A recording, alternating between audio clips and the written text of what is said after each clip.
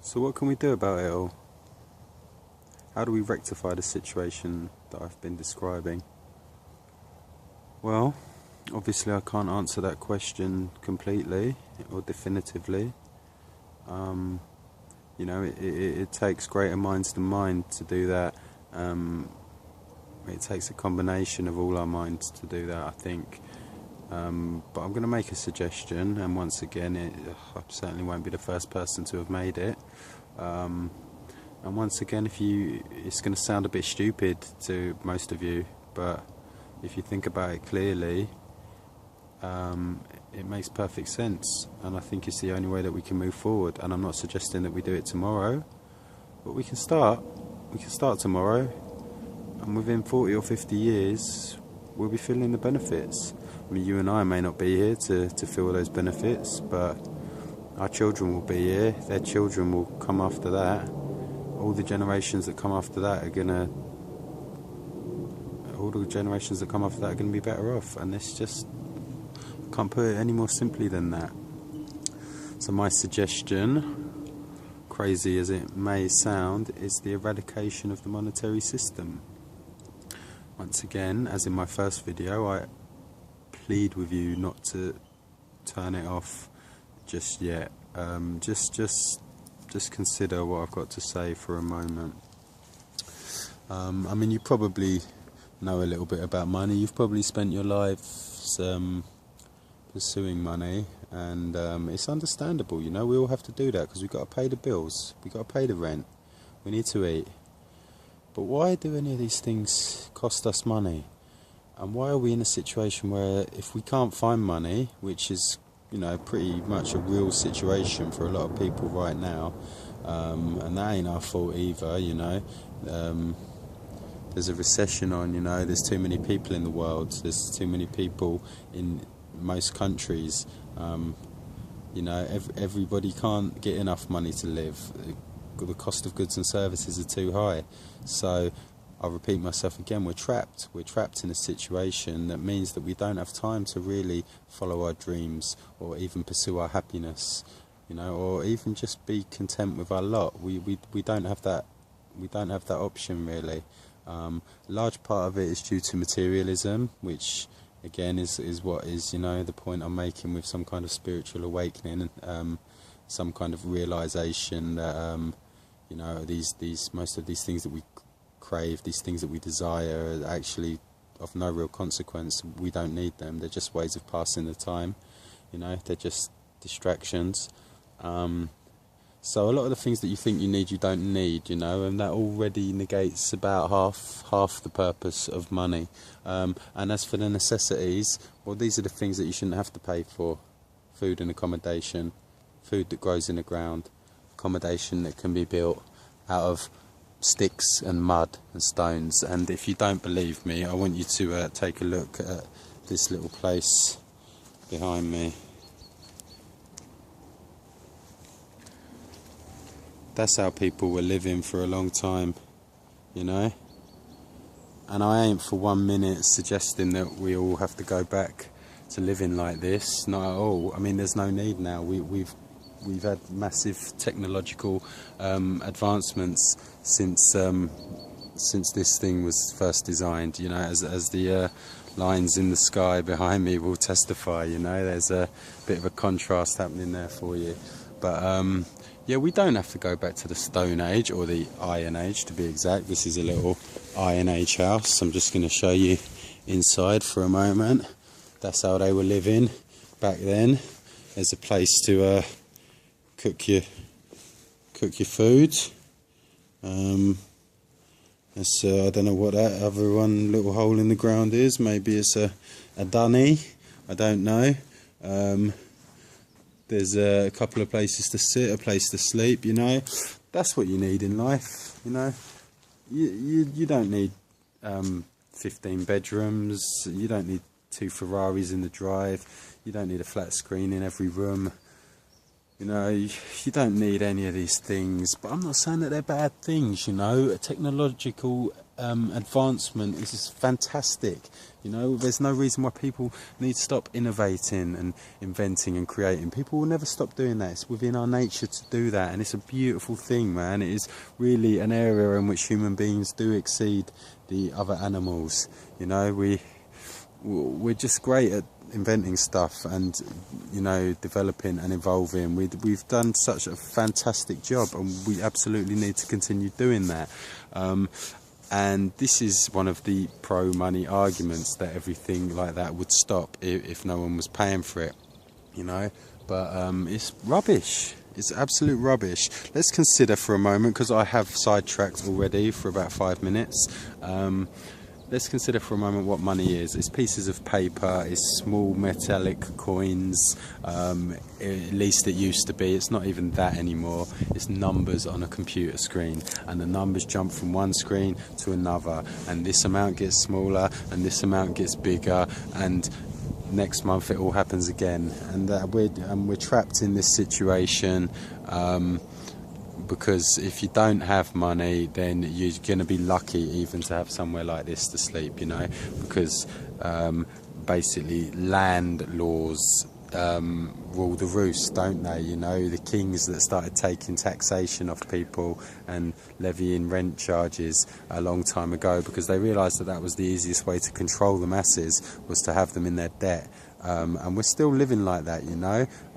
Monarchies may not theoretically have as much power anymore, but you know, regardless of whether or not they still pull the strings from behind the scenes, it's irrelevant really. The new monarchs, the new kings, the new emperors are the bankers, you know, because they control society and they keep us all as their slaves. They create money out of nothing. Now, you know, this theory, since I first became aware of it, this theory is just, you know, skyrocketed, is ballooned. You know, everybody seems to know the score now. Banks create money on the basis of debt. When you put your money in the bank, they keep a small fraction of it. That's why the system is sometimes referred to as fractional reserve banking. The fractional reserve that they are required to maintain is approximately 10%. So if you put £100 in the bank, they only have to actually keep £10 in there. With the other £90, they lend it out. You know, they create a loan, so whoever takes that loan owes it back to them. So that's now £90 owed back to the bank. So the bank's records actually show a balance of £190 at this point, even though it was only your £100 that you actually gave them in the first place. Now, from that £190, they keep 10%. So let's say £19. I'm not very good at maths. Let's say £20, a bit easier for me. So they can now lend out another £170. So then that £170 is owed back to the bank. So now the balance is 170 plus 190, right? So what's that? 200 and 360. I think my maths is shit. All right, please don't berate me for it. I'm a linguist, not a mathematician. I'm not even a very good linguist these days. Honestly, it starts going when you get older. You know, your mind starts going. But the thing is, the young people are our future, and it is the young people that we need to be teaching the reality of the situation. So the reality is that the bank now have, what did I say, £360, but the only part that ever existed was the first 100. And guess what? That first 100, that was just pieces of paper as well. You know. Anyway, this cycle goes on and on and on. Do some research into it yourselves, and you'll get a better explanation than this. But this cycle goes on, and money is created by nothing, which is fine. You know, good luck to them, clever bankers and all that. But the fact is, we're obliged to have money, and we're obliged to spend money, because it's basically illegal in modern society to not have your own house, you know, or not be paying rent to someone, not to be in someone's pocket, you know. You can't do that. If I wanted to just take a tent and set up on these grounds, someone will be over pretty shortly. Someone who owns the land, owns the grass, if that's not like a bizarre concept. But yeah, someone who owns all this would be over, and they'd be kicking me out. And that's pretty much the same everywhere that you go. And if I want to eat something, you know, I'm not even really allowed to like just start growing fruit somewhere, am I? I need to own the land first. So it's really a messed up situation where we are obliged to make money, and that obligation means that we're obliged to do things that we don't want to do all the time, i.e. go to work. And we might not like our jobs, but we've got no choice, we've got to do it, you know. And that's a sad reality of life, but it needn't be that way. What we need to consider is the fact that we are purely occupying ourselves until we die, you know. That's all we ever spend our lives doing, is, you know, passing time until we die. And that's great, and that's why people have had such wonderful ideas in the past, and they've come up with these amazing innovations, and modern society has reached the point where it has now, you know. I mean, our modern houses are probably better than this one in the background, aren't they? You know, let's be honest about that. It's more comfortable, and I like comfort. I like modern comfort. I like modern living. I like watching television sometimes. You know, I like going out to discos and things like that. I don't really like playing the PlayStation, but I won't begrudge somebody who wishes to do that. You know, there's nothing wrong with modern society as it is. But why do we have to pay for it, you know? Well, who's going to pay for it? Somebody has to pay for it. This is what you're saying to the screen right now, isn't it? A lot of you. It's rubbish. Nobody has to pay for it, yeah? The pieces of paper, the numbers on the computer screen, they do not make the thing happen, yeah? They merely elicit participation. That's all, you know? People won't do the work. People won't do the labour. People won't give others the time unless somebody gives them a reward for it. And that is where the spiritual awakening must come in, the realisation that you can actually have a better life and not be a slave to the banks if you agreed to do things for people just for the benefit of the greater good, you know? That's all it is, man. You're going to die one day. You want to occupy yourself in a way that you enjoy in the days in between. So why not do that, you know? If you want to be an artist, carry on being an artist. Paint a picture, you know, give it to somebody. If you want to be an architect is an artist, in my opinion. And if you know, those people, I don't think those people would stop doing it just because they weren't getting paid for it, you know.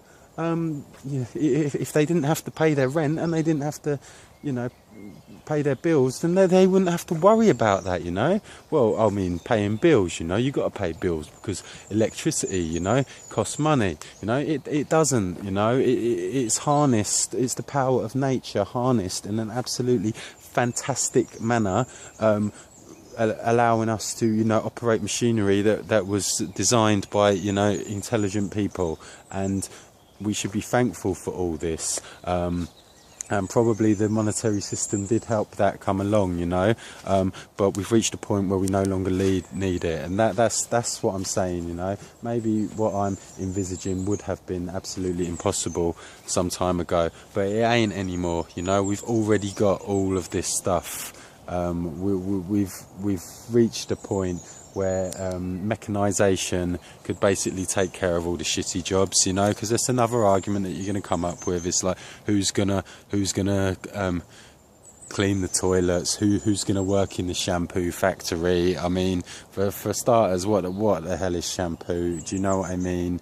It's another form of soap. Just the marketing giants have brainwashed us into thinking that we need this chemical in it and we need this effect from it, and we've always got to look perfect, which is not true anyway, because we're just animals, you know. And you know, we just use soap to wash our hair. Do you know what I mean? We use lemon juice, whatever the hippies do. I don't know. I'm just saying there are so many possibilities that we're just not considering, that because, you know, we go to the supermarket and we buy stuff because that's what we do, that's what we've been taught, that's what we've been raised to believe is normal from day one. Well, it ain't normal, it ain't necessary. I ain't got more time on this video because YouTube will only allow 15 minutes, but part 2 will be coming soon.